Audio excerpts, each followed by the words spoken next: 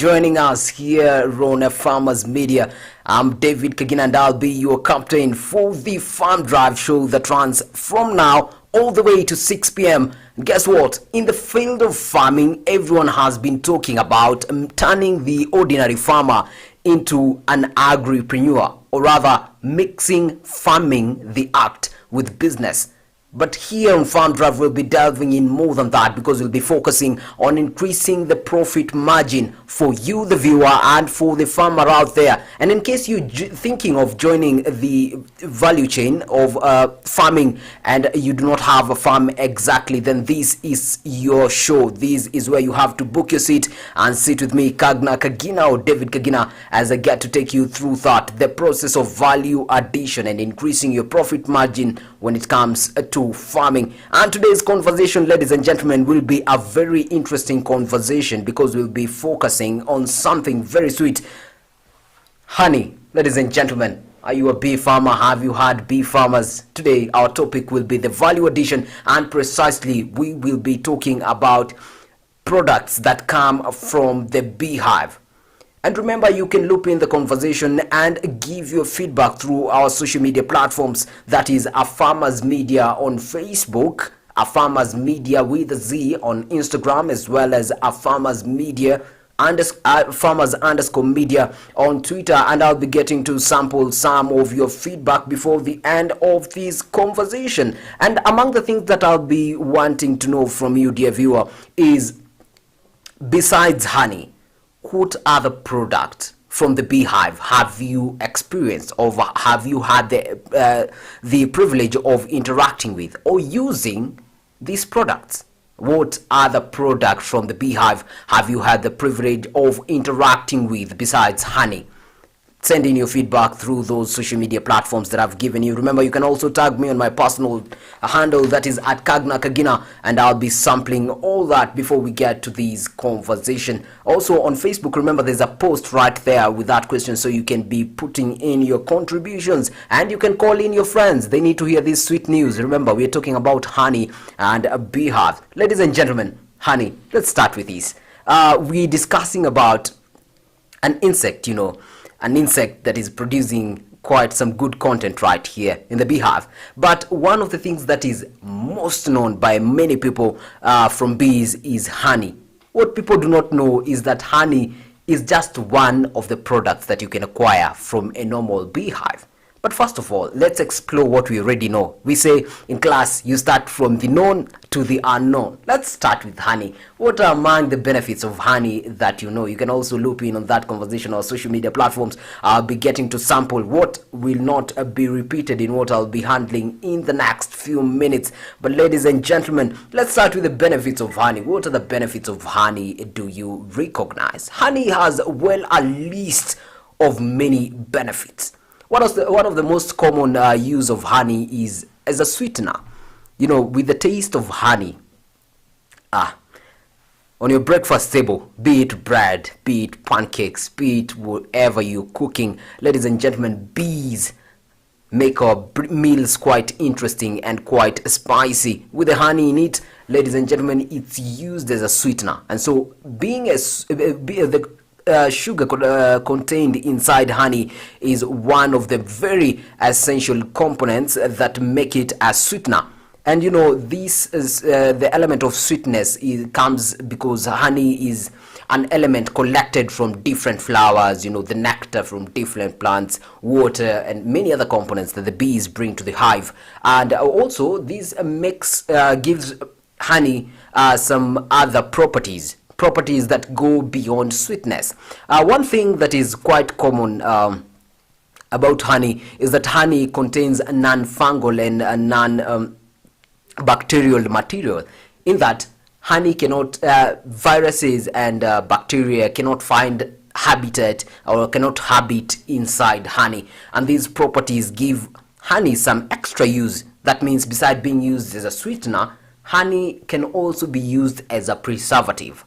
For those back while, I remember this must have been in primary, somewhere in class 6-7, when we were studying the methods of preservation, and among those methods were the use of honey in preserving cereals, and more especially meat, because meat by then there were no refrigerators, there were nothing, coolers were not very popular by then, and so honey was a very essential when it came to preservation and conservation of meat for consumption later, due to those properties. And the same properties that are antibacterial and antifungal properties make honey a very good property when it comes to taking care of your skin. That is why you'll find that most products that you're using out there for your skin, be it lotions for the ladies, be it gels, most of these contain honey as a property. It's not just there to make the lotion sweet. Well, it's not like you need the lotion, but the properties in honey make the lotion very skin friendly. That's why it's there to smoothen your skin and make it better. Honey also has an incredibly long shelf life. This means that honey can be eaten way later. It doesn't go bad. Honey never goes wrong, and therefore, ladies and gentlemen, if honey is what you're looking for, then you might have it for a very long time. And also its properties fight infections. That's why it's used also as a smoothener, in case you're having a throat infection, in case you're having challenges with your voice. I remember on the onset of COVID-19, there were concoctions that were being prepared, and honey was put in there. It was very maximized when it comes to its medicinal values, and that's why honey is an essential ingredient when it comes to concoctions, because it has its smoothening effects, especially for those having troubles with their throats, or those having cold. It makes it easier for them to recover because of those properties. And enough about honey now. Ladies and gentlemen, we've been talking about other products that emanate from the beehive. Now, besides honey, I've asked for a list. I'll be sampling some of the feedback of what you guys have encountered or have gotten the privilege of interacting with, besides honey. And just to focus on these other things, we're saying that besides honey from the beehive, a farmer who is ready to go that extra mile and use just a little more effort, go for that extra mile and use a little bit more effort, it is very possible for you as a beehive keeper or a bee farmer to make more profits from your farm. How so? This is because when you go that extra mile, it is very possible to make more profit by making more products from the beehive, therefore adding the value of your production. Because most of the time you'll find that besides honey, most of the other byproducts from the beehives are thrown away most of the time and are not utilized. However, how do we go for these extra mile to ensure that we're having honey? Ladies and gentlemen, that and many more we have for you right here, and we'll be diving in that in a very few moments. Now, when we're talking about products that come from, the beehives, we have a series of these products. And these might include, tell me if you had this list with you, we have beeswax. Yes, beeswax. We also have propolis. We also have the royal jelly. I'll be explaining all these things, what they are and how to get them from the, honey extract or the beehive eventually. We also have pollen.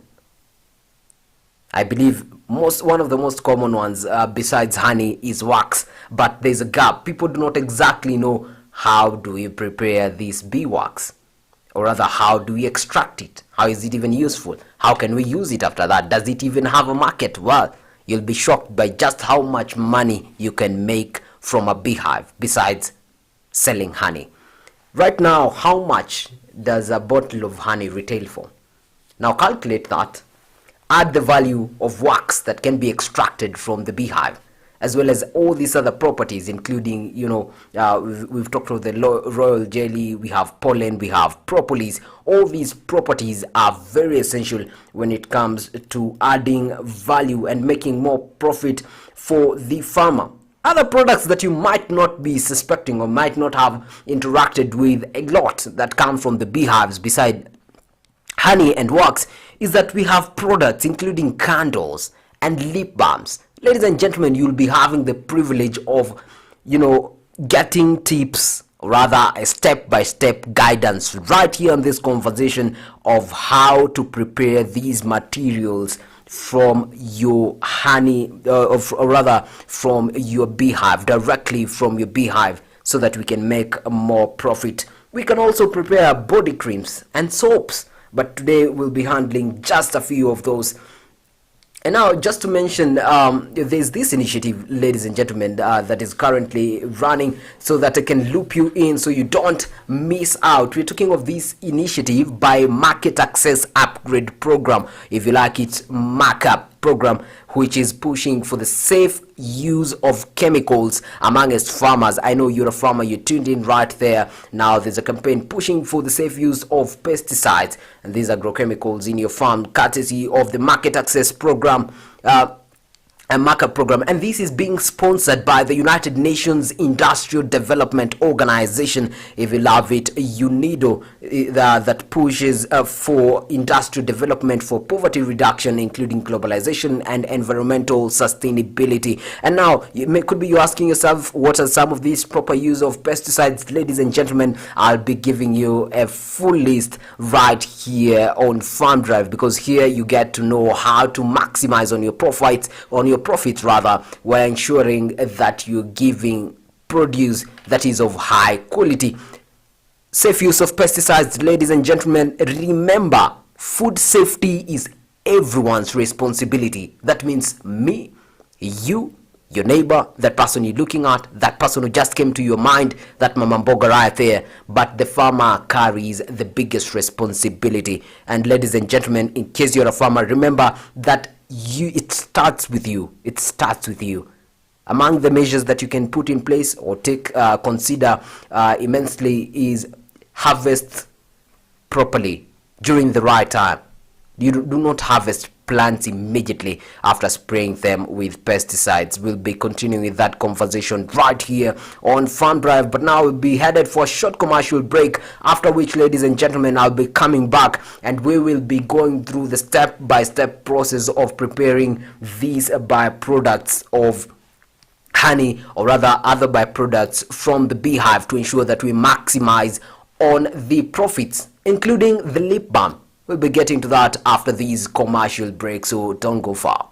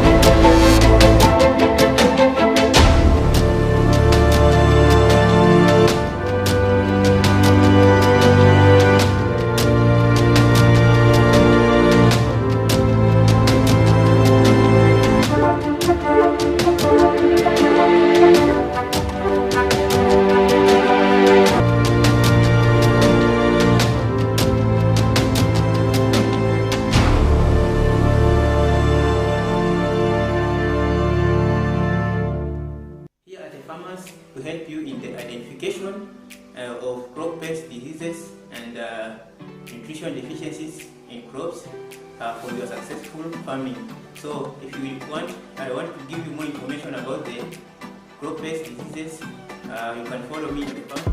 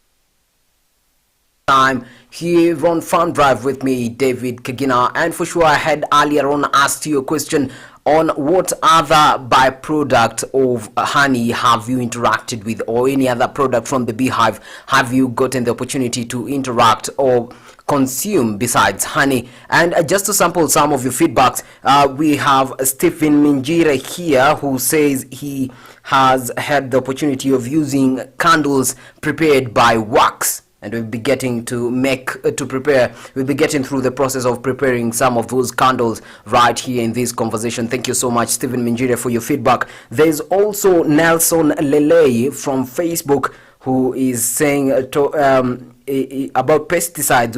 We should be talking about skills when it comes to the use of pesticides. He also is talking something about the process of value addition. Thank you, Nelson Lay, for tuning in. Remember, you can also send in your feedback through our socials, that is A Farmers Media on Facebook, as well as A Farmers with Z on Instagram, and A Farmers_media on Twitter, and I'll be getting to sample all those feedbacks before the end of this show. Thank you so much for joining me. I'm Kagna Kagina. Remember, you can also look me in on my social media handle, that is at Kagna Kagina, even as we continue with this conversation. Now, ladies and gentlemen, right before our break, we had addressed a number of things.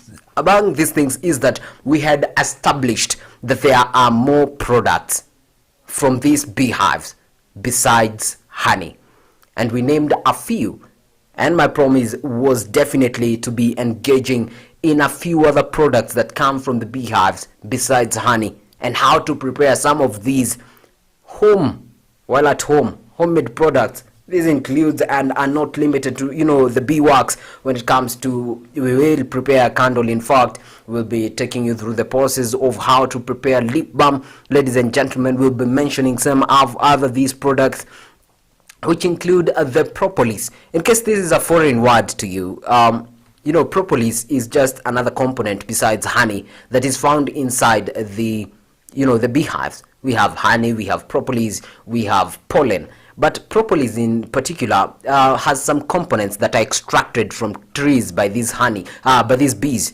And the bees use these propolis for repairing their hives, in that they smoothen the surface from the inside, ensuring that the surface of the beehive is habitable, is soft, and friendly to these bees. Now, propolis has a number of very interesting properties, because the reason that is part of the properties of propolis is collected from trees, and it has the ability to really seal small gaps, whether on wood and on any other surface that propolis is applied on, which means that propolis has been very instrumental and has been used by humans for a very long time now for in purposes medication, such that propolis has been used to treat burns, especially because it aids in sealing those heals, those wounds, and activating, or rather cultivating easier or faster growth rate and repair of your skin. And so propolis is one of those proponents now, besides honey, that you might be looking forward to be using, or rather extracting from your beehive. Now, ladies and gentlemen, to this quite interesting part. Now we will be preparing this from now for the next several minutes. We will be preparing bee wax. Now if you're asking yourself, I have this beehive, I know well to extract the honey, but how exactly do I extract the beehive, the bee wax? Then, ladies and gentlemen, this is the place to be with me, David Kagina, and thank you so much. Keep sending your feedback. I can see some of you, I can hear the notifications of many of you continually sending your feedback right there that I'll be sampling right along. But ladies and gentlemen, now let's delve into the preparation of candle wax. You have harvested your honey, so the next step is to ensure that you have prepared clean bee wax. How so? The first step in creating this product is processing the honey, or rather the wax, to ensure that it is a very usable product after you have processed it. And this means that it has to be very clean and it has to be of high quality. And how do you ensure that? The process is not as very complicated. What happens is, collect the bee wax, from these hives, from the, brood combs, from the errant combs, from the cappings, from all these places, and then put it together. Now, the next step is where it's quite interesting. So you're supposed to melt this wax using a double boiler. For those who do not know what a double boiler is, or you are a little bit confused, is this a very expensive gadget? Can I even afford it? Where can I buy it? Is it readily available? Then stress no more. Right here is where I explain to you right there what to do or how to prepare the double boiler right from home. We're ensuring that we are making maximum use of the products that are within your farm and within your facility, in order to minimize on the cost of production. Now, for a double boiler, all you need is two jars, preferably sufurias or pots, or a material that can be put on fire, something that you can cook with. One needs to be bigger than the other, or one needs to be the same size as the other one, just to ensure that one can comfortably sit on the other one without sinking. But in case you have one that is quite big and one that is quite small, ensure you find something else that can be used to raise the smaller one, such that it doesn't touch directly on the surface of the other one. Now, as we were listing, you need two cooking pots that you'll be using here. Those could be sufurias, could be actual pots or pans, but these will be very necessary. You will need some amount of water, say half a liter, depending on the size and amount of production. You might be producing lots of the wax, and you might need probably to cut a drum into two, or find an extremely big sufuria. So in this case, the water is very dependent on the scale of production, and I'll be taking you to that process, and you'll understand why water is very essential in the preparation of a double boiler. Something else that you'll be needing right here is a source of heat. This could be your gas, biogas, but a good source of heat, something that can boil water. Could be gas, could be charcoal, could be firewood, anything else that could be has the ability, could be electricity, something that can be regulated in terms of ensuring that you can boil this water using the source of heat. And now, of course, the most important one is the wax that we will be working with right here. Now that is for the preparation of the boiler. So the double boiler goes this way. Ensure that your source of heat is set, be it firewood or any other source of heat that we've mentioned there before. Ensure that it's set. Then place the first container or pot or sufuria on the source of heat Right? Are we together? I hope we're together up to there. Then after that, now pour in the water into that container. Now the water should go for up to between 2 and 3 inches from the bottom. So, but ensure that the water does not touch, is not too high. Just 2 to 3 centimeters from the bottom of, the jar, pot or sufuria that you'll be using as your primary source of heat. So after the source of heat, place a sufuria with some water on top of it. Heat the water, ensure the water has come to a boiling point, extremely hot. You might also need a thermometer. Later you'll understand why you need the small thermometers later, but at this point heat the water to a point where it boils. Now after it has boiled, now take the second container. Remember, while beginning we mentioned that you will need 2 containers for this process of extraction, or rather for you to make a complete double boiler. So take the second container. As we said, it can be smaller, and such that it will be a bit raised inside the container, or rather it could be the same size as the first container. So you'll be having one container and the second one. So one with water 2 to 3 inches from the bottom, and then the other one will cover the first sufuria. So remember, you put your source of heat, you put the first container. Let me just use container to mean pot, stroke sufuria, stroke any other jar that you'll be using for this process. Then you can take the second jar, which is supposed to be, a good container, a very clean one, and then place it on top of the second one.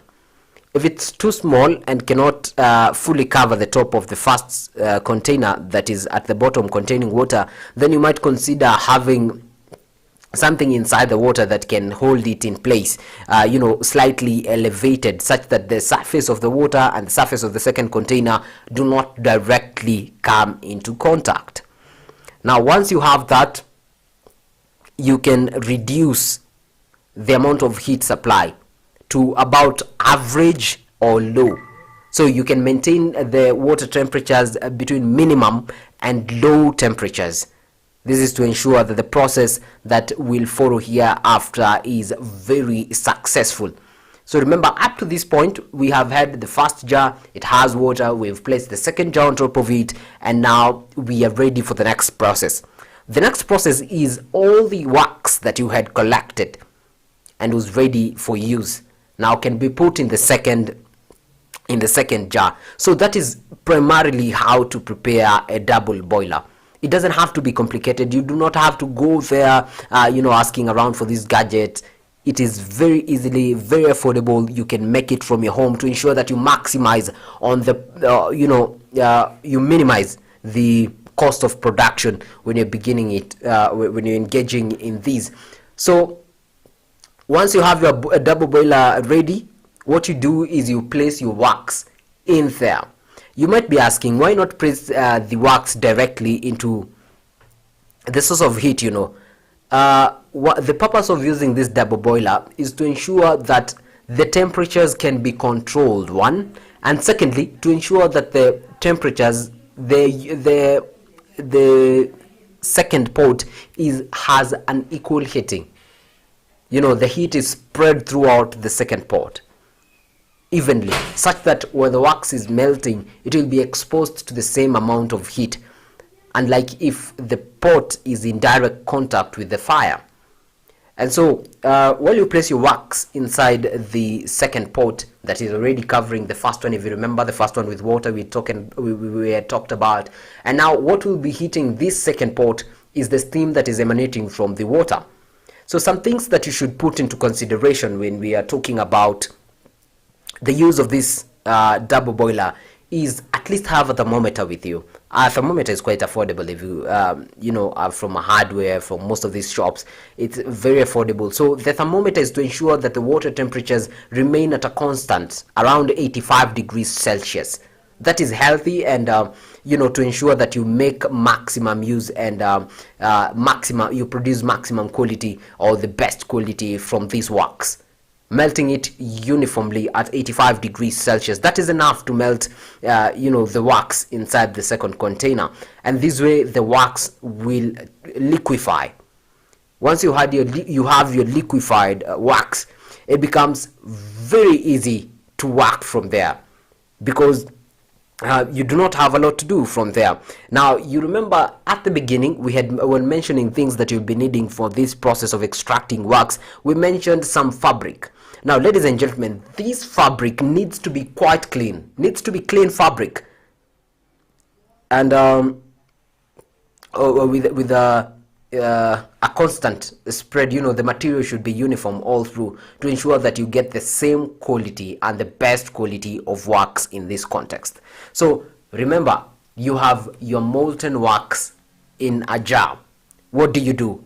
You have the second container.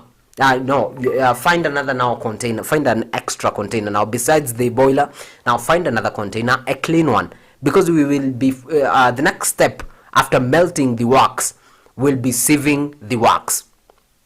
And ladies and gentlemen, I have mentioned clearly that what to use during this period of sieving is clean fabric of a good material that can pass more liquefied wax can pass through.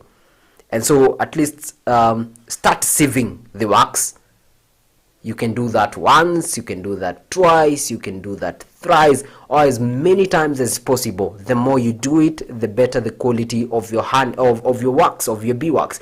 And you might be asking yourself, well, I have started the process, I am inside the process, well, I have rolled it out, but how do I tell whether the wax is ready, or how do I tell the quality of the wax? Don't worry. Among the things that you need to look out for in wax is ensure that it has a creamy yellow color. The creamy yellow color is an indicator that your wax is of good quality.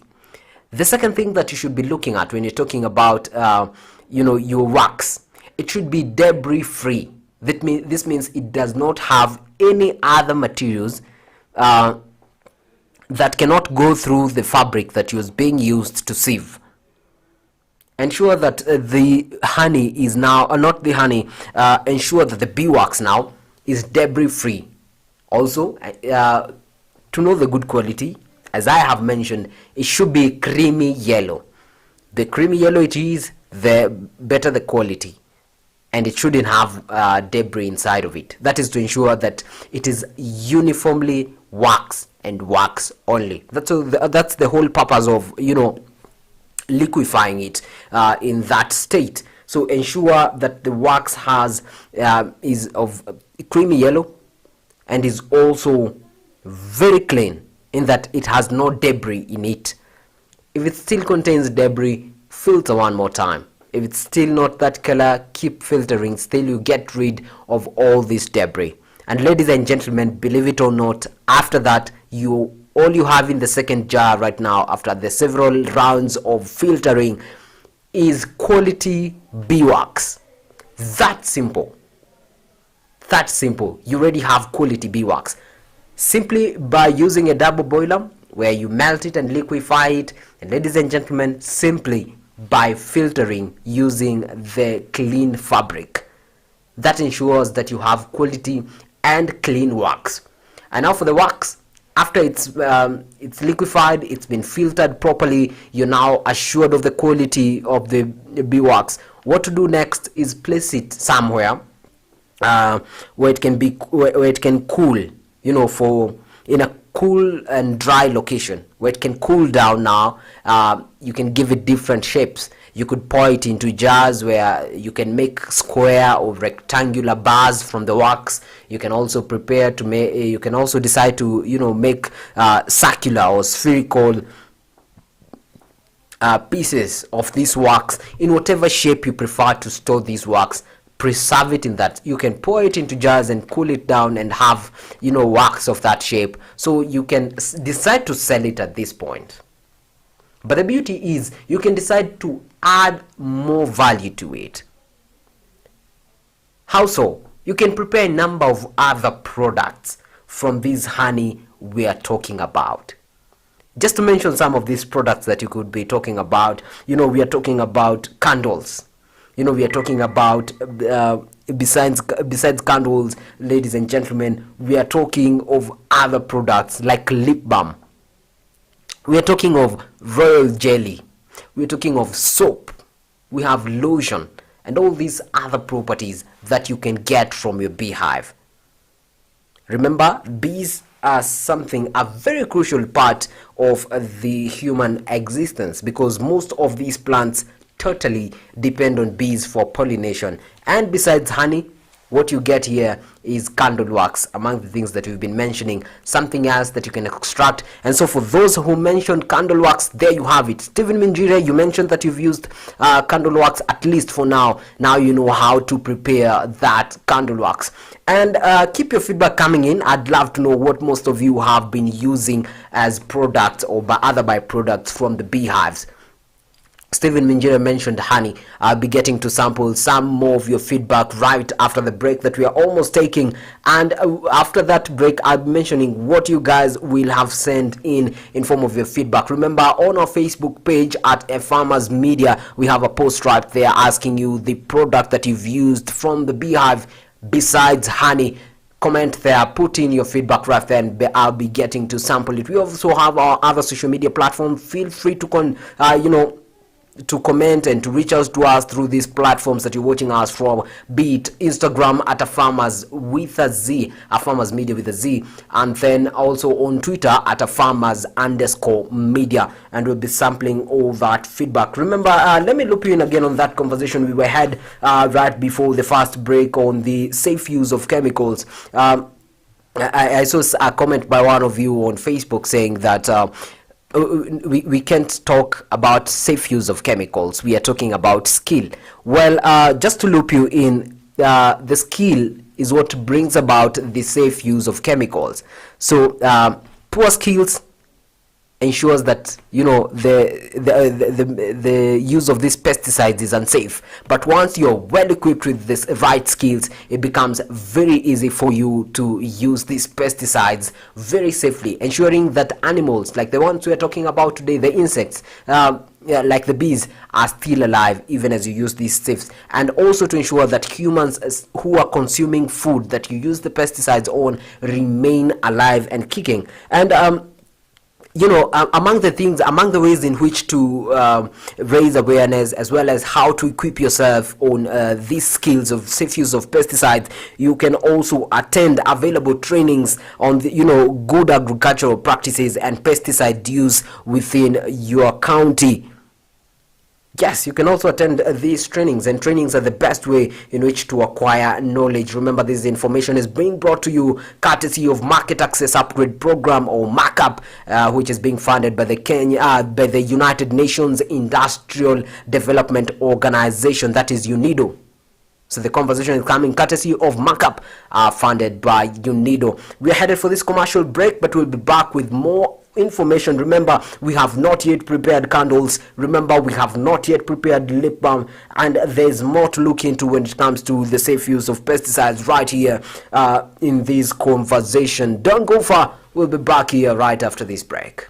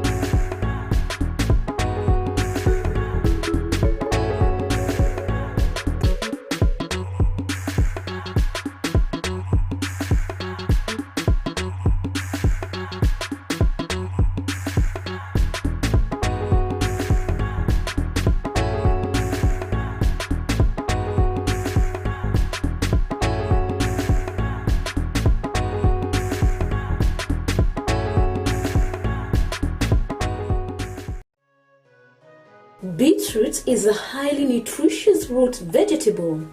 The beetroot is the taproot portion of a beet plant.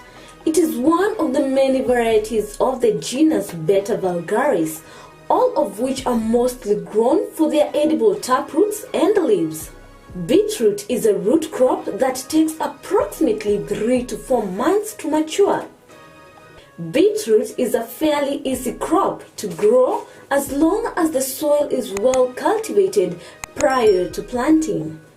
Beetroots do not enjoy wet, boggy or shady soils. Beetroot can be sown in trays and transplanted when the seedlings have 2 true leaves. Plant in full sun, space seedlings 10 to 15 centimeters apart, and rows 20 centimeters to 30 centimeters apart so they have room to grow. Beetroots are also ideal for containers or raised beds. Beetroots will happily thrive in small areas as long as there is at least 20 centimeters depth of soil. Beetroot has been used not only for food but also for treatment for numerous conditions.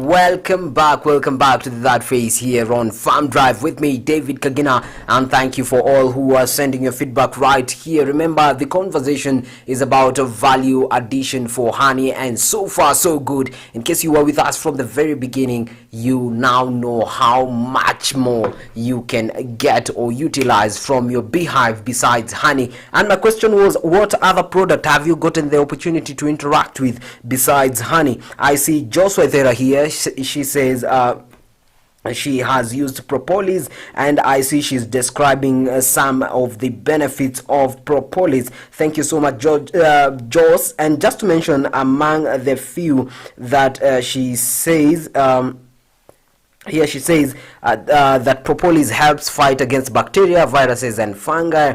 Thank you so much, Joss, for your feedback on that.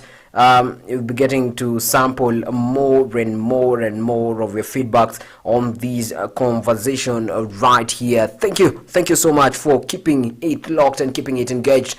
And so far, just to bring us up to speed to what we've been talking about so far for the past hour or so. We started with the value addition of honey, or rather products from the beehive. And among them, we mentioned honey and the benefits that come along with it. We also have talked about the preparation of propolis. Most of the times the bees does most of the part for you. So as a human, all you need to do is pick it out and properly utilize it for its very and extremely good medicinal value, which include skin repair for burned injuries and such injuries to the skin. We have also gone through the process of preparing very clean beeswax, and in the process we have also prepared a boiler.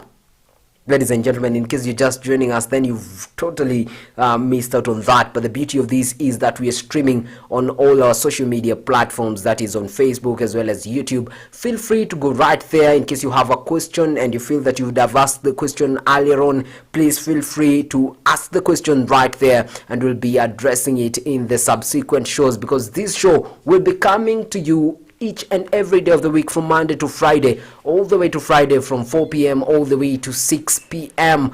daily, ensuring that we inform you on how much you can add value to your production, from livestock to things like beekeeping, all the way to plants, and you can find your position in the value chain of production in the field of agriculture. In case you feel like farming is your thing, you feel like you should be part of these and you do not want exactly to farm, there are lots of ways in which you can find your position and niche in the value chain when it comes to value addition. Now, back to a conversation on value addition when it comes to honey. Ladies and gentlemen, we are now talking of preparing candles. Most of the work was in the first phase, where, we were preparing and saving and everything.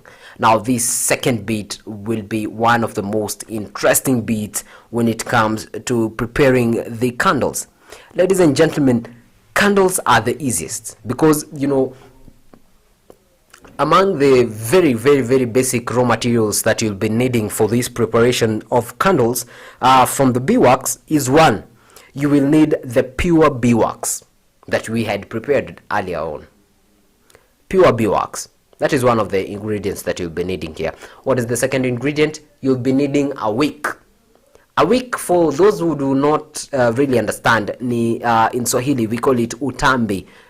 Some will say kitambi, some will say tambi, in whatever word you are using it locally. But a wick will be very essential in the preparation of these candle. You'll also be needing a double boiler.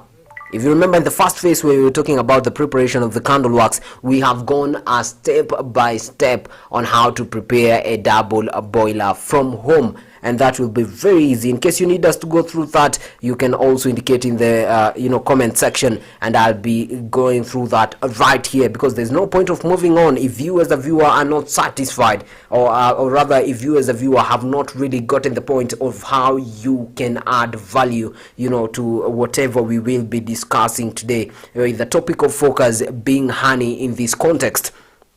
Now, ladies and gentlemen, we've mentioned the ingredients you need here. You need your double boiler, which we have prepared before. You need a wick or tambi or kitambi. Simply, it's just to describe it, it's a string, the one that is inside the candle, the one that burns inside the candle. Yes, you need the wick. You will also need various jars to shape your candle in.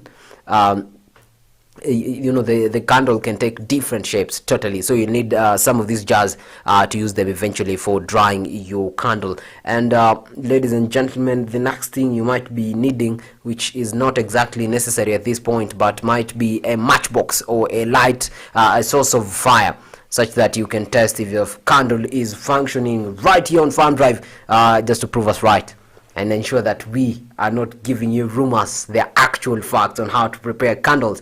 Now, ladies and gentlemen, how do we prepare these? We're saying that you need the 100% pure wax that we had prepared in the previous, just before we went for a short commercial break. You need the pure wax such that it can melt and prepare very beautiful candles. You might prefer to use scent. This is very optional. However, you can still use the naturally scented candles. They'll have some sense of smell, some feel of honey from a distance, and you will also be maximizing on the use of these candles. And the beauty about candles is they have multiple uses, especially right now when we're headed to, we've just clocked into February, and 13 days from now, ladies and gentlemen, a majority or a good number of the people right out there will be needing candlelit dinners. Ladies and gentlemen, what an opportunity to maximize on that market. And besides that, we say Valentine's should be every day, so the more we encourage people to love each other, the more we are making profit when it comes to the preparation of candle making. Ladies and gentlemen, now when you have your 100% pure beeswax, you have your wick, or rather tambi. You also have your double boiler. Now, this is the procedure on how to proceed if you need to prepare the candles. Take your source of heat, place your double boiler on it, and ensure it boils. Temperatures get to reasonable temperatures, as we had earlier spoken about. And then the next step is you had stored your wax in different forms, in different shapes, some in bars, some in cylindrical discs, some in circular discs, and whatever shape you had stored your wax in, now you can place it on the second container in your double boiler. That is ensuring that the temperature sticks at around 85 degrees Celsius, to ensure that you do not alter with the quality of the wax, and to ensure that the process and the wax heats uniformly all round. When we're preparing this is very essential, because if your wax is clean to start with, 100% pure, does not have debris, then its color, as we said, should be creamy yellow, and this is a very good looking candle if you ask me. Now we were here where you have your double boiler. You have placed the wax that you have on it. It's now inside the boiler. Let it melt. We've said you're ensuring that the temperature is of about 85 degrees Celsius. For those who are using Kelvin height, we'll be converting that later on, but for now we're saying use the thermometer that you can properly read and are comfortable with. Ensure that it's around 85 degrees Celsius for uniform heating, and to ensure that you do not alter with the quality of the wax. Now we move on to the next step, which is quite interesting. Now you have your wick with you, or rather the string, or rather the tambi. I do not know what other name you're using it for your local dialect, but you get what I'm meaning. The string that is usually inside the candle, the one that burns, yeah, you have it ready with you. So what you do is dip the string, or dip the wick inside the wax, the liquefied wax. Put it inside there. You might be asking yourself, why do we have to do this? Among the reasons for doing this is to ensure that the candle you will be preparing does not have air bubbles around the wick, because that means if it has air bubbles in it, that means the wick will burn quickly, the candle will end faster, and people will be turning back to you and saying you sold us the wrong candles, and they will not be wanting to buy them the next day and the next day after that, and that will be altering with your brand and trust as a farmer, and that is not something that you want at this point. So you ensure you provide quality material such that your customers will come back over and over again, because the best investment again to a customer is best production, the best products you can give them, such that they'll come back again. Waswahili wanasema chema cha jiuza kibaya cha jitembeza. So ensure that your products sell themselves now, or find a market for themselves due to the high quality. Now we were talking about you have just dipped your wick inside the liquefied candle wax. What's the next step? We've gotten rid of the air bubbles around the wick, because it's very capable of trapping air bubbles, and now we have a wick which is quite straight. It's also easier to work with a wick that is quite solid, because in its very flexible form it becomes very difficult to shape it. You can imagine having a candle whose wick has curled inside of it. That means the candle will not burn uniformly to start with. The candle might burn on the side. It might be so easy for the candle to leak, and that is not what you want that the candle end users of the candles will be experiencing. What you want them to be having is a fresh product, a product that is of quality, and a product that meets the market standards. And how so? We have your wick very having a rigid shape, a shape that you can play around with depending on the shape and form and size of the candle that you want to prepare. So you have your liquefied wax on one end. On the other end, you have your wick that has already been dipped inside the liquefied wax, and now it has solidified. You have to give it time to solidify so that you can properly use it. Again, you do not want to go around messing up your apparatus around your hands. So you need it to dry up so you can go to the next step.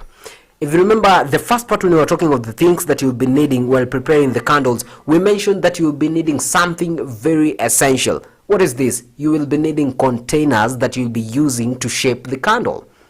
And now these containers could vary. Some if you go to where candles are sold, there's a variety of candles, again depending on the customer's preferences, and that is exactly what we want to serve with the candles here made from beeswax, because beeswax is equally and is actually a very dependable form of wax. And now take the different containers in different shapes. You could be using cylindrical containers, you could be using square shaped, you could be using rectangular shaped. Some of them you might prefer them being shallower or shorter.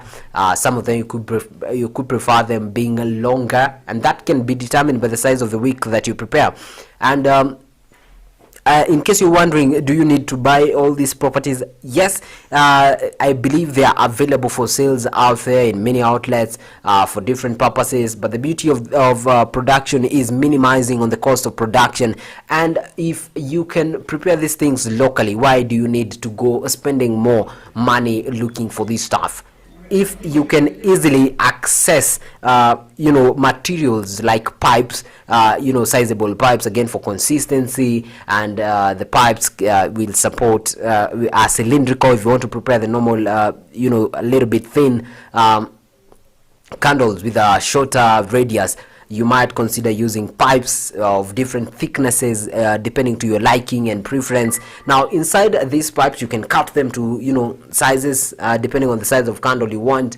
One that can be stable if it stands. Again, you do not want a candle that once you put it on, it topples over and starts causing other accidents like lighting your house. And so you might consider the height of the candle, that it should be reasonable, at least one that is stable, one that can stand on its own and does not easily topple off. You might also want to consider now the shape, and the shape they are old to you might be using we've said the pipes. You can also use old toothpaste bottles, if you prefer your candles square with corners or other shapes. You can also use glass jars that are cylindrical in shape, that might give you variety. Some prefer candles that they can cover when they're not using, and that is a very unique way of preparing your candles. You can have the jars ready. Now once you have the jars ready, all you have to do is hold the wick in place, depending on the shape and particular shape that you want to shape the candle in. Hold the wick in place, preferably, and most it's advised that you hold it at the center. Hold it at the center of the jar. Then slowly but steadily pour in the liquefied wax inside the jar. Pour to a reasonable height. At least ensure the containers you're using have an open have an equal, when it comes to the walls are not bottlenecked, because if they are bottlenecked, it might become very difficult extracting your candle from in there. And if they're bottlenecked, as I had mentioned earlier, we have those kinds of candles that have glass jars, and that one you can feel free to use whatever shape and form of jar that you'll be utilizing, because these will be compatible. And so once you pour in your liquefied molten candle, what next? Give it time to cool. Give it time to cool. Let it cool for 2 to 3 hours. Somewhere dry. Place them somewhere strategic where it will cool enough, slow down evenly, making one of the very best beautiful candles you can come around, with a free scent, honey scented. And just like that, dear viewer, we already have a candle with us. Just like that, we have already prepared candles made from clean beeswax. Just like that. And right now, besides your honey, we've talked about propolis. Now you know how you can utilize propolis. Ladies and gentlemen, we've talked about cleaning beeswax.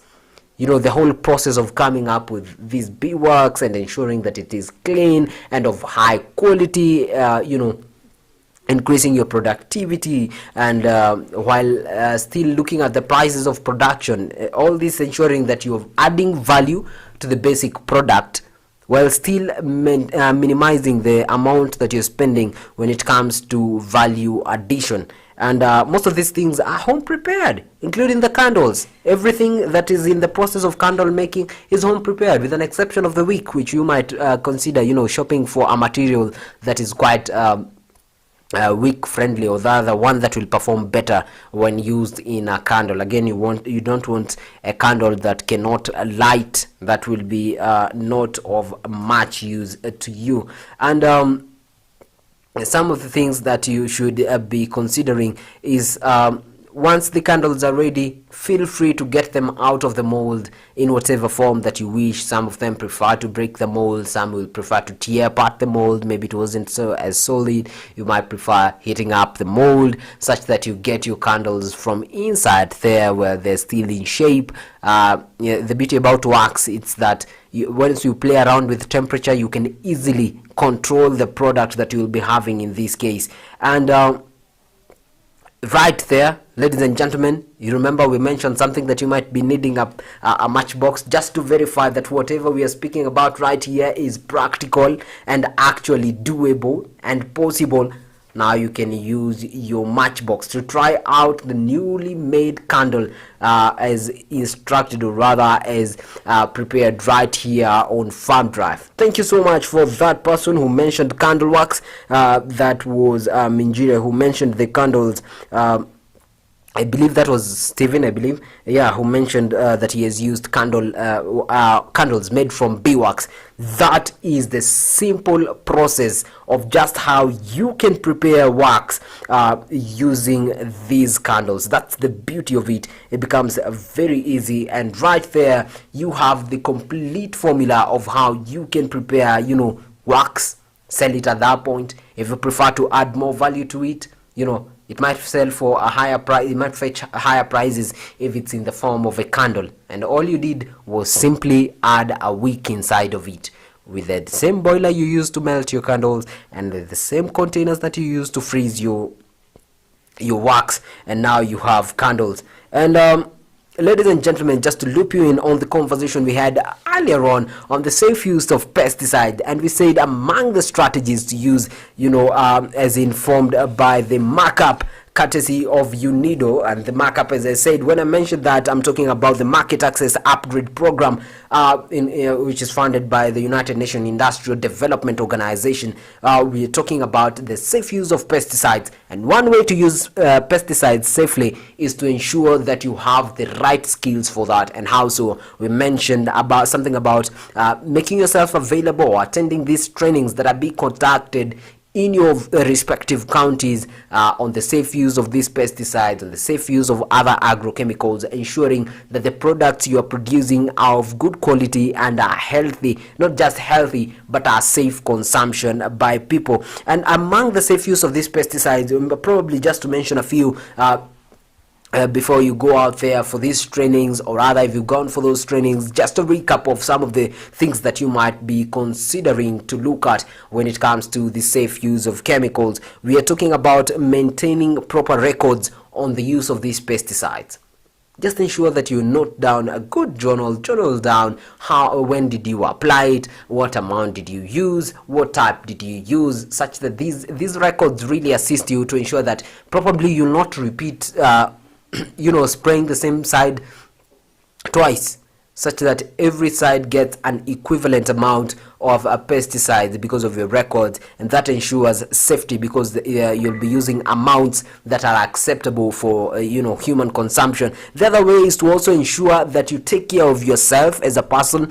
You who is using the pesticide are also human and are important. I tell you, as a farmer, you are important. You are the health of your farm. The farm is only as safe as you are, because once you're hurt, it means your farm is hurt. And among the things that you want to be doing after using these pesticides, remember, if they can kill pests, they're not something that you want to play with. So you might consider properly and properly cleaning your hands after the use of these pesticides. Take a shower if you can, but use soap and water to ensure that you get rid of these chemicals. Also, when you're spraying, ensure that you're properly masked, properly geared up. If you need your mask, if you need your goggles, just to ensure that your body does not come into direct contact with this pesticide. And in case it does, ladies and gentlemen, ensure that you wash your hands using soap and water. Something also is do not reuse these containers that contain the pesticide. it's okay, at home sometimes you're tempted to reuse these containers. Once you have a container that you used with some tablets a while ago, clean it up and use it to store some sugar, or you prefer to store some seeds in it. What you are advised under the safe use of pesticides is ensure that you do not reuse these containers that contained the pesticide, or rather those that the pesticides were packed inside. Ensure that you dispose them appropriately as it should be. Also ensure that you dispose them as instructed on the label. Some of them have been written that you can burn. Some of them have been very particular that you should not burn those containers because of the chemicals that the chemicals might go in the air, and being the person who is buying them, you might be the first consumer. And if you are not, remember, we are trying to conserve the universe, and global warming is not something you want to be part of, because once you start being a casualty, we do not want you with regrets. And now moving on, just to mention these: triple rinse the container with clean water, puncture and flatten it, and dispose of as guided. You have your container containing the pesticides. We've told you not to burn it in some instances because of the guidelines on the container, but among the most advisable means of doing these, of disposing these containers, is triple rinse it. Once it's clean, do not be tempted to reuse. Kindly puncture it such that no one else will reuse it. Also flatten it to ensure that no one else will get ideas with this container, because some of these containers might be looking so good and you might be having idea, you can make a salt shaker from these pesticides can. Avoid that.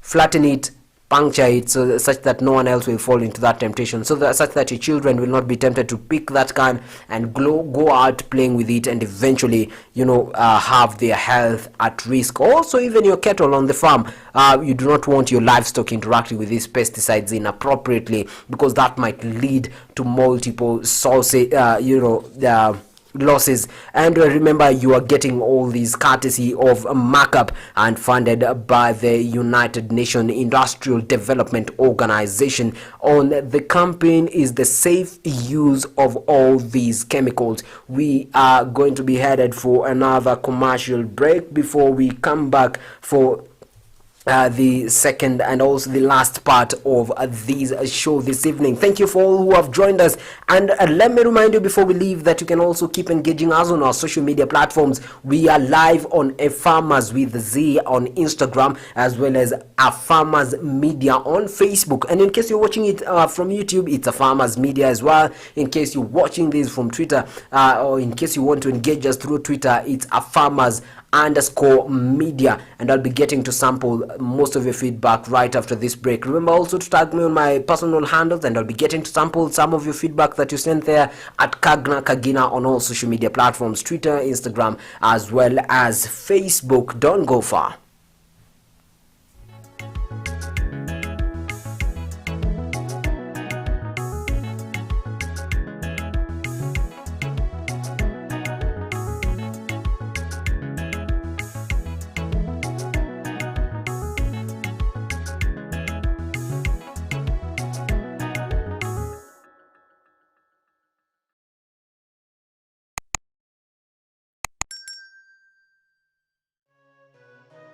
Beetroot is a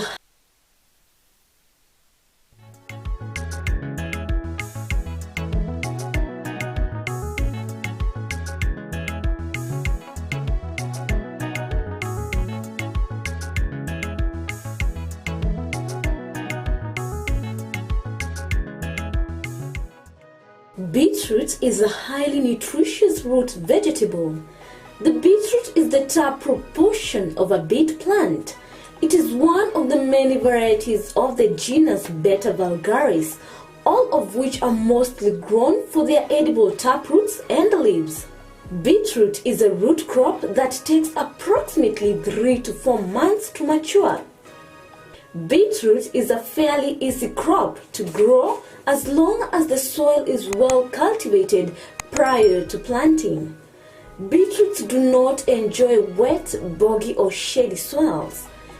Beetroot can be sown in trays and transplanted when the seedlings have 2 true leaves.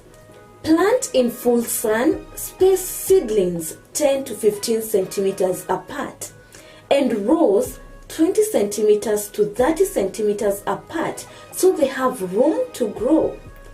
Beetroots are also ideal for containers or raised beds. Beetroots will happily thrive in small areas as long as there's at least 20 centimeters depth of soil. Beetroot has been used not only for food but also for treatment for numerous conditions.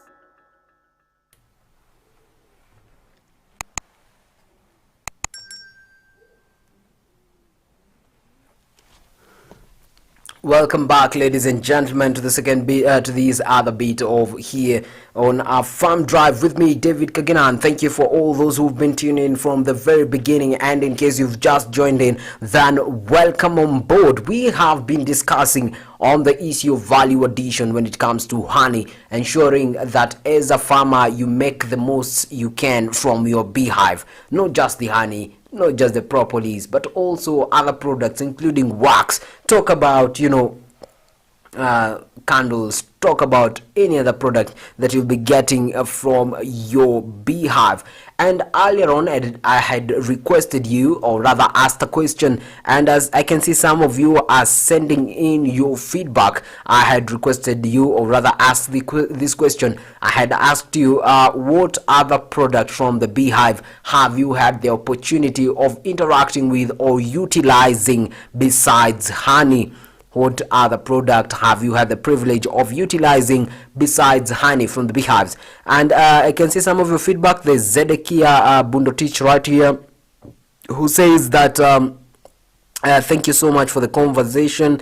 It's enlightening. Now at least I know how to make candles. Thank you, Zedekia, right there. Zedekia Kiprop. Thank you right there. Now you can make more profit. You can also just use these candles for your home and for the sake of lighting and many other uses. As we said, Valentine's is approaching and what a time to have your candles ready. And we also have Liti, who says that she's watching and the conversation is informative. Thank you, Liti. We also have Mariam Jahid, who says that she's watching and she's put a thumbs up right there. Thank you so much, Mariam. I hope you're getting you're being enlightened by these.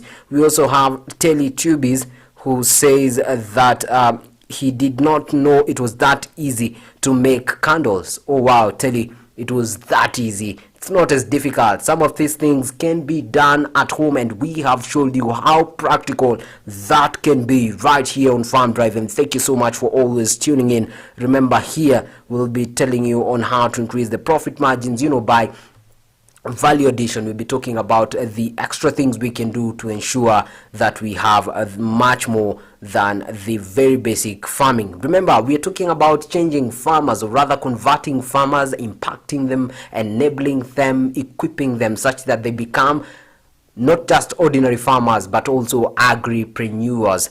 Ladies and gentlemen, we also have Alan Ratemo. Ratemo says that it is quite interesting just how much can be made from a beehive. I have grown knowing that only honey can be used, and now wax is also enlightening.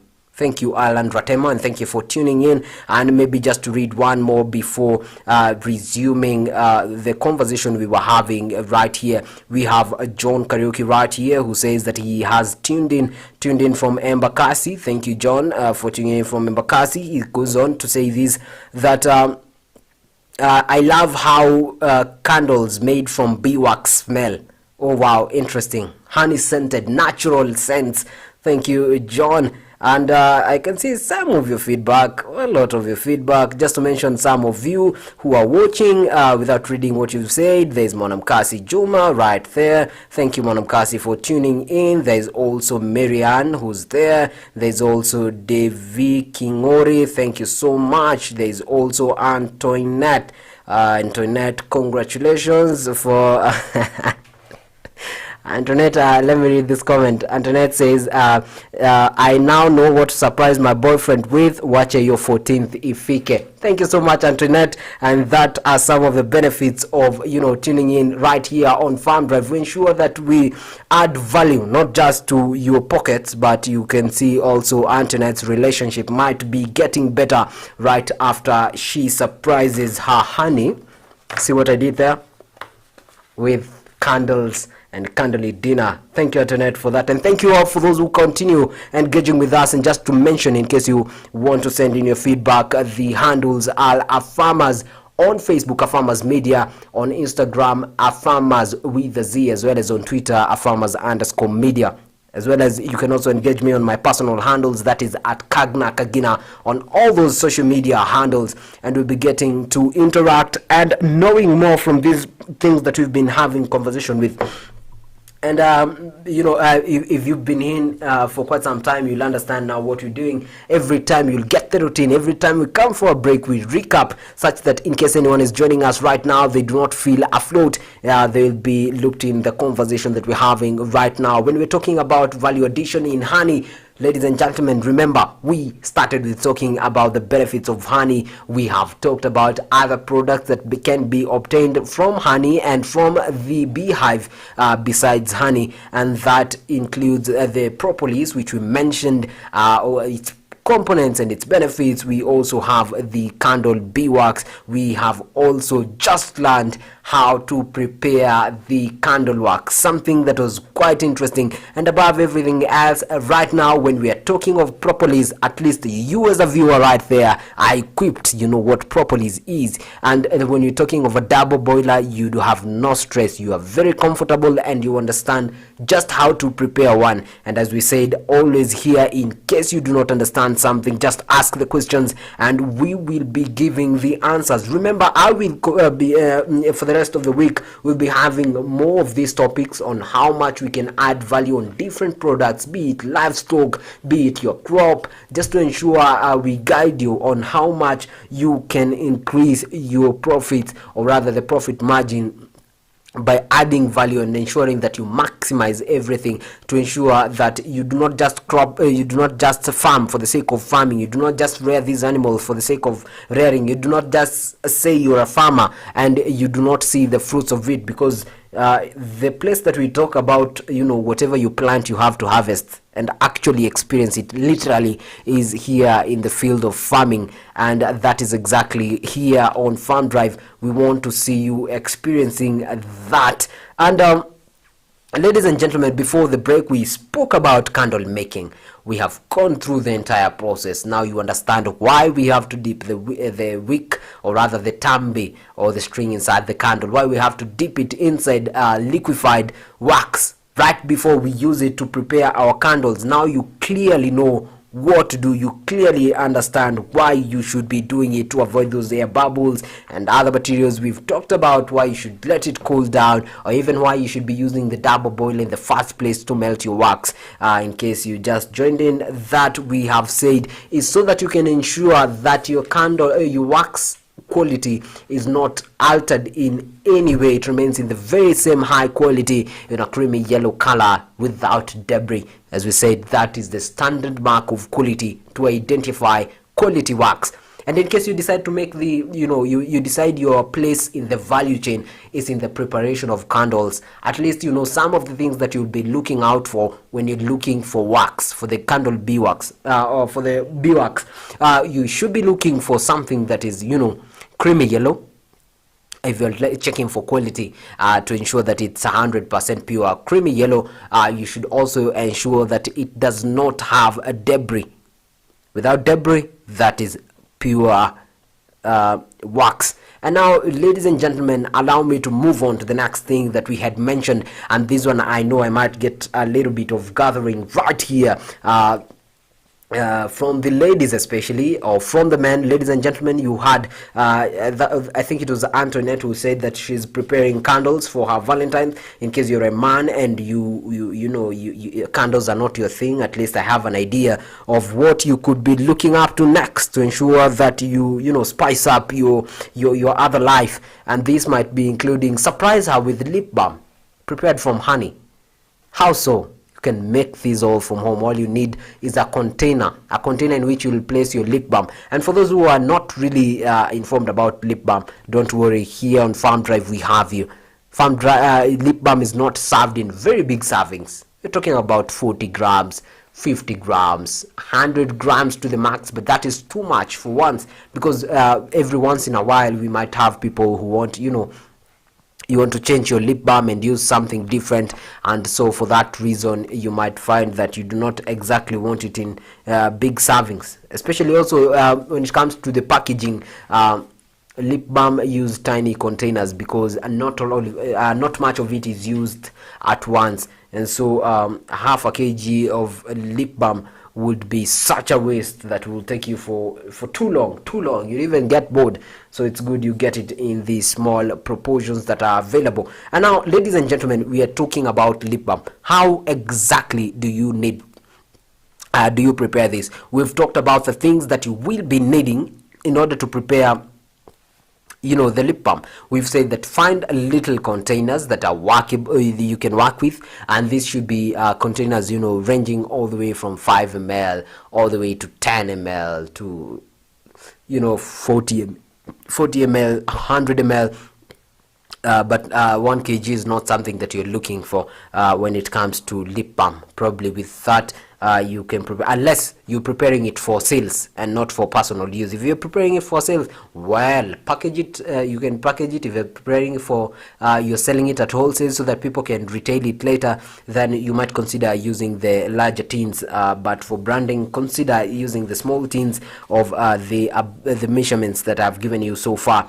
And one other thing that you'll be needing is your double boiler becomes very essential, especially when you're dealing with wax here, because we are talking about wax. Wax is quite malleable. That means it can be changed into very different shapes, but it has to be in its liquefied state for you to play around with the shape of whatever you are preparing. And so our double boiler becomes very essential in preparing most of these products that require the use of wax. And right now we are talking about lip balm. So what you need to do, first of all, to start with, weigh your wax.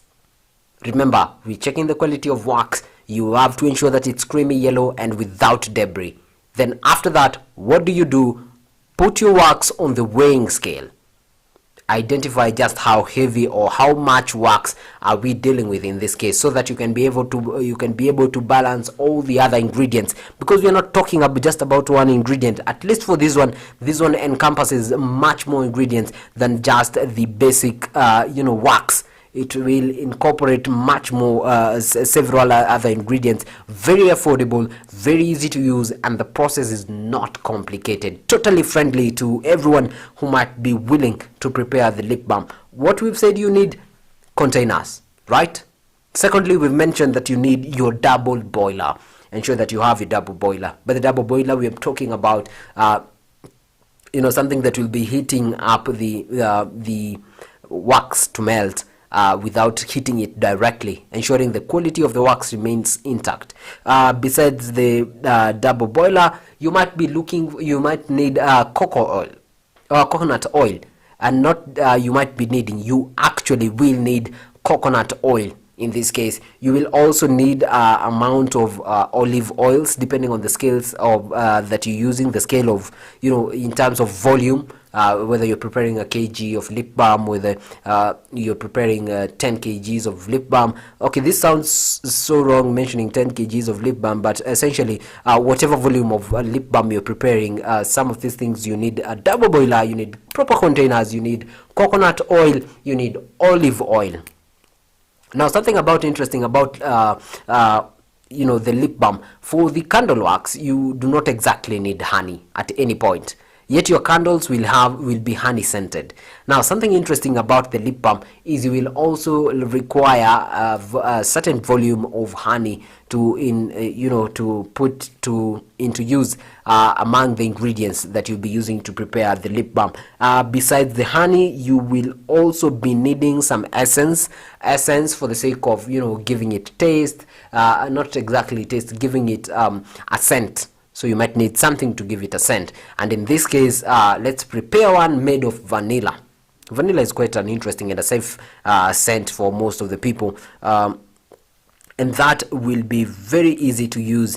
And remember, we mentioned some component. You might be asking what some of these things are doing here. When we are talking of lip balm, we are talking of something that is used to moisturize your lips while taking good care of your skin, ensuring that you're well, and again, you don't need something that smells like bees or like honey all the time. Again, you don't want bees coming around your mouth. You might get stung, and a full lip is not something that you might be looking for from bees. And so the essence, whatever essence you will be using for to change the scent of the lip balm will be very crucial. Also remember honey and the components we spoke in of honey. We spoke about its antibacterial and antifungal properties. This meaning that honey cannot habit fungi and bacteria. That means whenever you get rid of these things and the bad bacteria out of your skin, then you will have a very good skin on your end, and that is your lip we are talking about. You'll have a very healthy lip because the properties of honey that we have inside here. Remember, we also have oils. We have coconut oil and olive oil. You might be asking their purpose in there, but that will be very important when it comes to moisturizing the skin, and that is the lips especially. And in this case, because we're talking about the lip balm, but these other components can be used in other products from honey. We might be talking of lotion, we are talking of soap. They will be used in different volumes appropriately to ensure that they make the product that is of a desired quality. So what happens right here after you have all your ingredients in place, which is the honey, wax, coconut oil, olive oil, you also have your honey, and you have your vanilla there, just in case you prefer strawberry, okay, you prefer jojoba, whatever you prefer, lavender, whatever less essence you have that you want to use in your lip balm.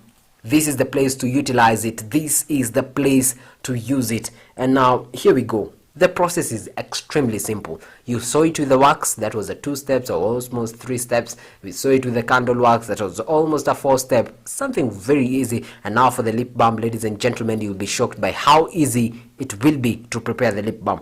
What you're looking at is, weigh your wax, weigh your pure wax, creamy yellow, free of debris.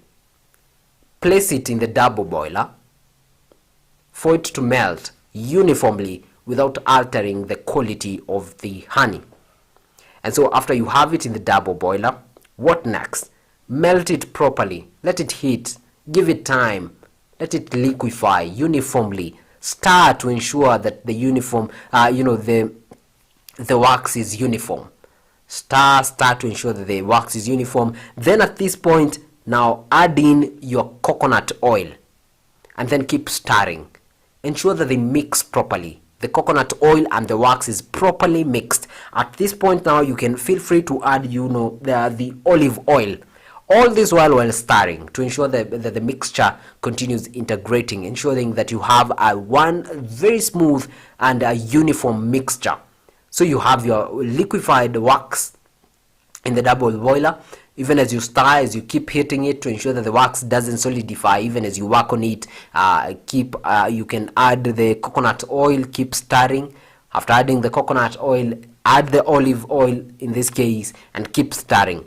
You can add them in no particular order. You can start with the olive oil, then the coconut oil. You can also put them together, but it's very advisable that you put them one by one so that you can have enough time to make sure that the mixture is quite uniform and evenly distributed. They have properly mixed and properly integrated. Now, with the mixture now, when it's well combined, it's now very easy to work from it. You can now remove it from the heat.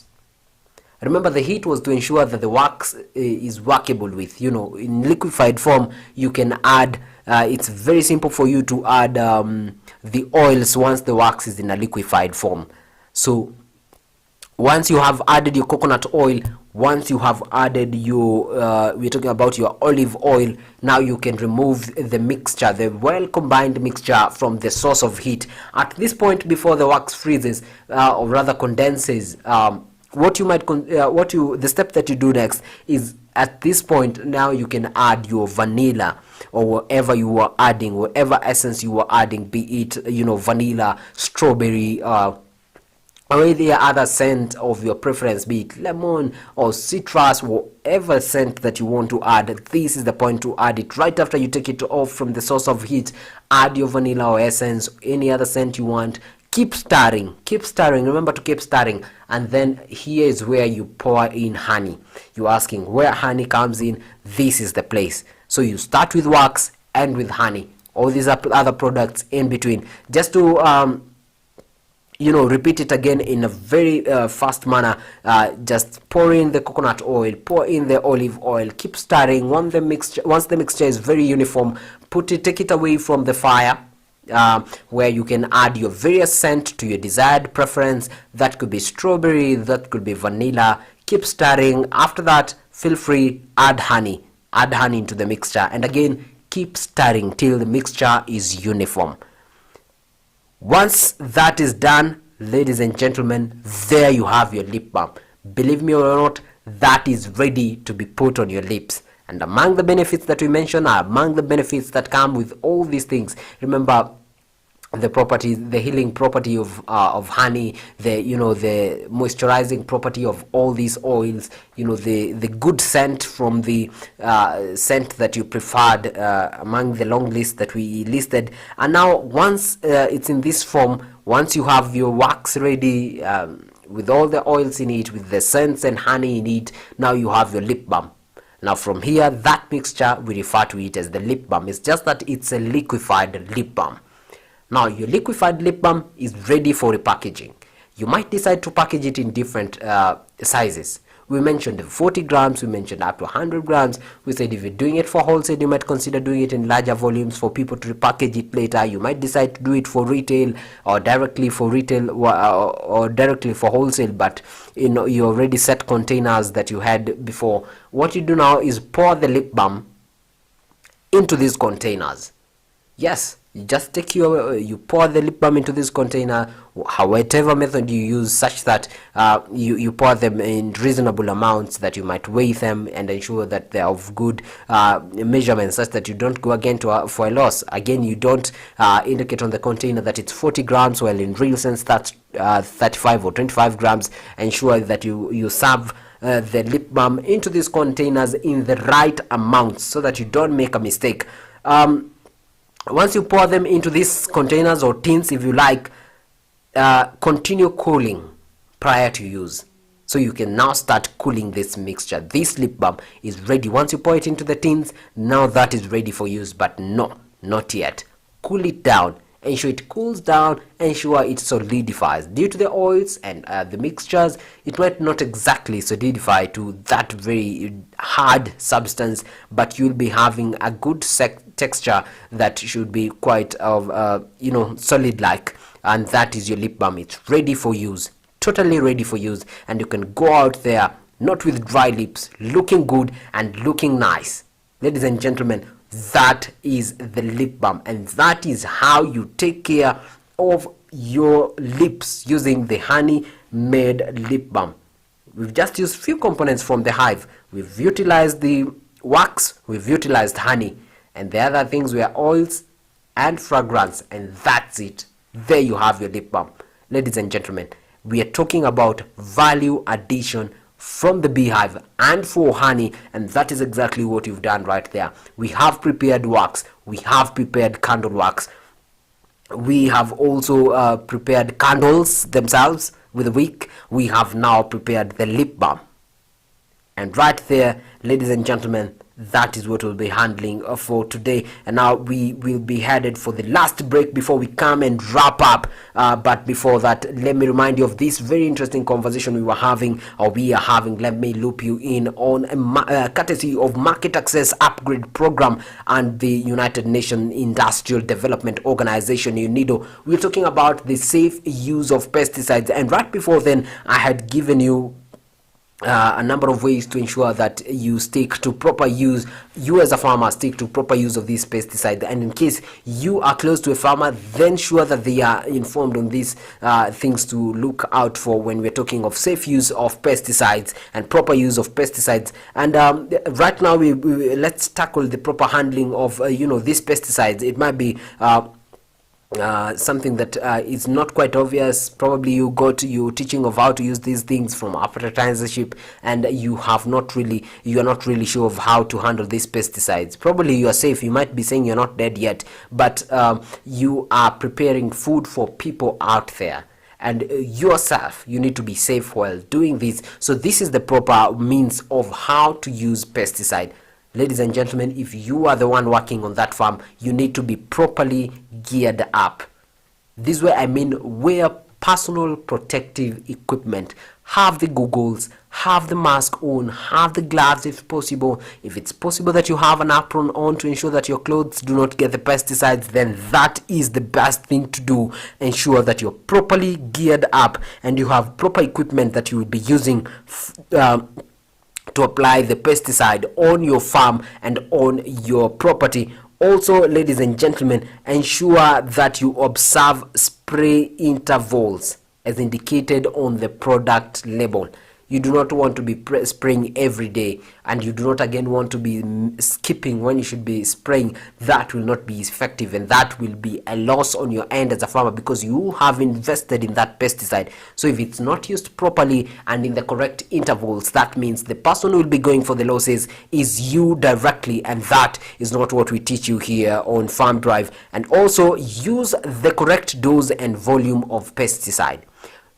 Use the correct volume and dose of these pesticides. Do not overuse, they will not overwork. Use the recommended volumes and doses for this pesticide. Again, do not want to save too much. Don't over dilute, because again you will be wasting your pesticide. It will not be effective on the farm. And all of these, we are talking about the safe use of pesticides. Remember, this is courtesy of the Market Access Upgrade Program, or the markup, also funded by the United Nations Industrial Development Organization. And remember, you can tag them on their social media platform in case you need more information. They have these platforms. You can go to open.unido.org or also www.unido.org, and there you'll be getting more information on the safe use of these pesticides. Ladies and gentlemen, we are headed for this break, and we'll be back in a jiffy to wrap up on this conversation on the value addition for honey. Don't stay far.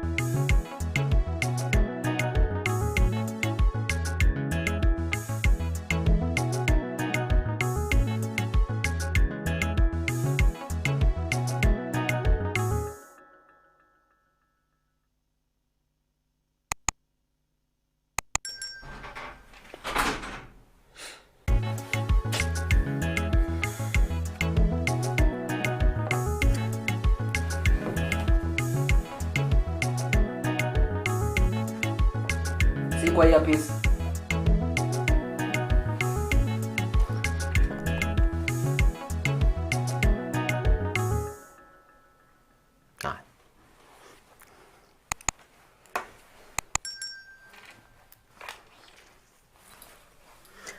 Ladies and gentlemen, welcome back to the last bit of this conversation right here, which has been very insightful. In case you joined us from the very beginning, ladies and gentlemen, we have been discussing the value addition for honey and many other products that we can extract from the beehive. And ladies and gentlemen, right before we went for this break, I had continued asking you to contribute, or rather send in your feedback on what other products you've been using besides honey from the beehives. And I see the people who have responded, just to mention your names, we have Joel right here, we have Liti, we have Reese Patum. All of these are saying that they have used candle wax. We have Sheila, we have Joss, who say they've used candle wax as well. I think besides honey, candle wax has been the most used product from the beehive. And thank you so much for your contribution, and thank you so much for all who tuned in right here on A Farmers Media, and specifically Farm Drive with me, David Kagena. Thank you so much for your input right here.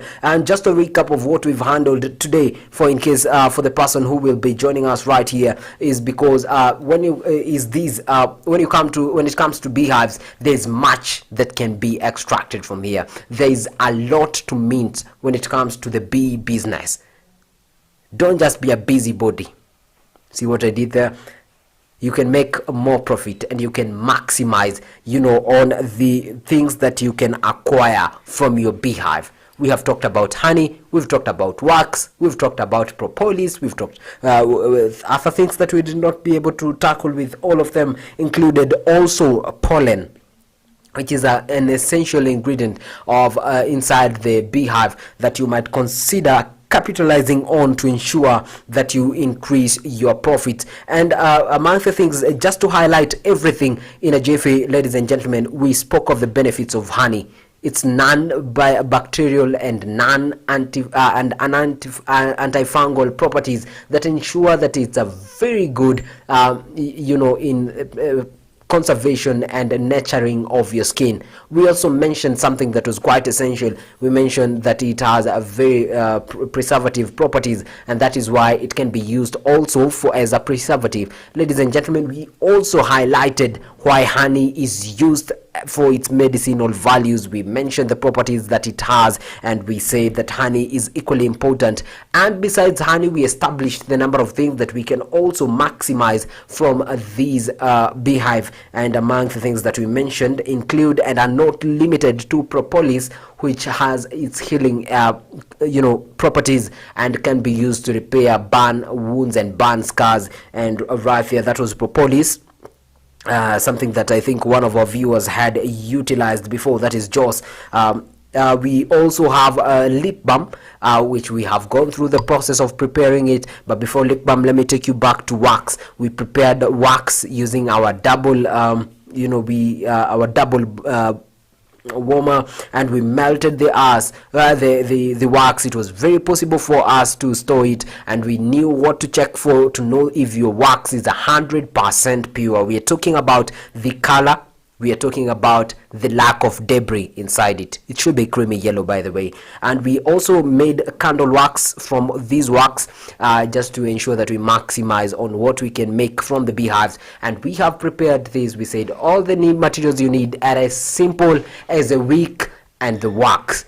Other things fall in place, because these are we are talking about the molding shapes, which you can use depending on your desired to the shape of your desire. We have also talked about how to make those candles. Yes, and there was someone, I've forgotten your name, there's someone who sent in feedback and said they have something to surprise their lover on the 14th, with a candlelit dinner. Now they know how to prepare the candles from home. We also have prepared lip balm.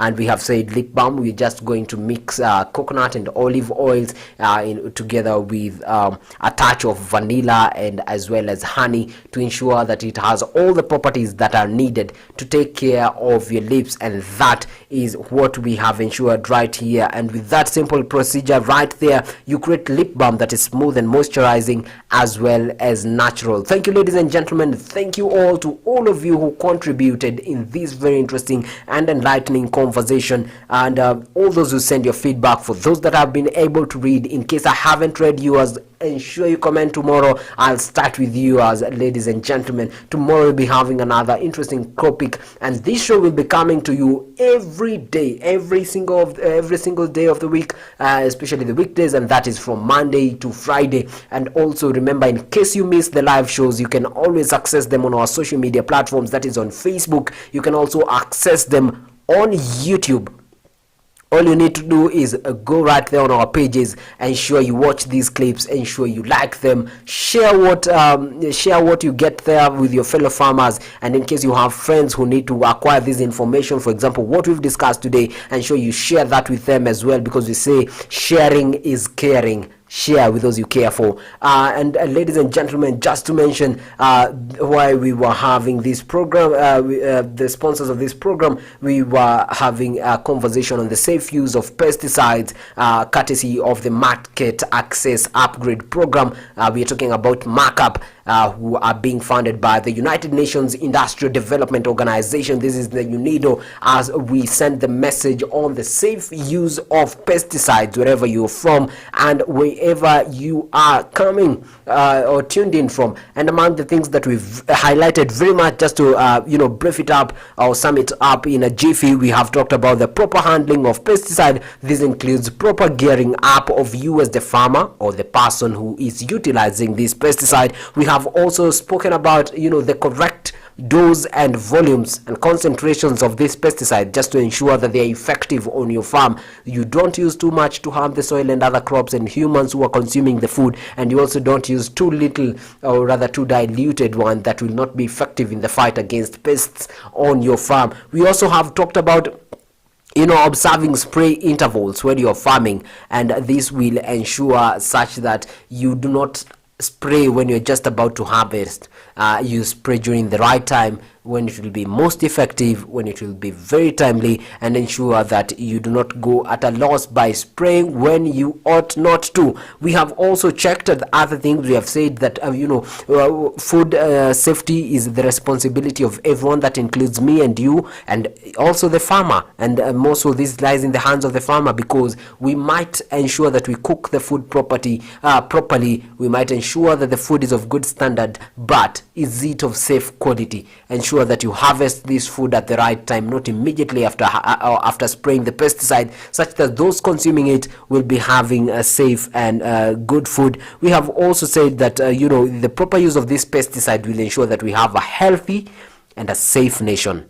Altogether, preventing global warming and ensuring that all of us are safe even as we continue using this pesticide, because truth be said, these pesticides are very and are part and parcel of our day-to-day lifestyle, and these can be done also through the proper maintenance of proper records on your farm on when you've used these pesticides and how you've used them, the volumes and the specific type of pesticide that you've been using of your farm. And also we've said, take good care of yourself as a farmer. Besides gearing up, consider washing up your hands properly using soap and water, such that yourself will not be contaminated with the pesticide that you've been using on your farm. We've also said that remember to dispose properly the pesticide containers, or those containers that come using the containers in which the pesticides are stored in. And we have highlighted a very important thing that you've said: do not be tempted to reuse these containers that come with pesticides.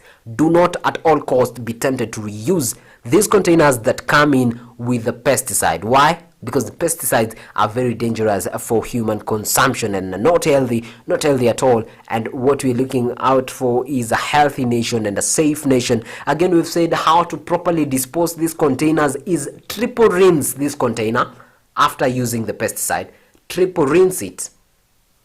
After you're done with that, puncture it to ensure that no one is tempted to utilize it the second time. And as if that is not enough, ensure that you flatten this container. And then after there, you can dispose it in the most recommended manner. Most of these containers will come with instruction of how to dispose them. That is the basics. Triple rinse it, perforate it as much as you can such that it will not be of use anymore, and then flatten it. Once you flatten it, dispose it according to the instructions on your can. And that's it for here. From here on Farm Drive today. Thank you so much for tuning in. Thank you so much for your feedback. Thank you so much to those people who made sure that this production of this live session was a success, that includes and is not limited to my producer and director, that has been Mercy and Lisa. Thank you so much for your contribution, and thank you so much for your guidance. And ladies and gentlemen, remember, every Monday to Friday from 4 to 6 p.m. I'll be joining you here on Farm Drive, where we make sure that we teach you on ensuring we have maximum value addition. Thank you so much.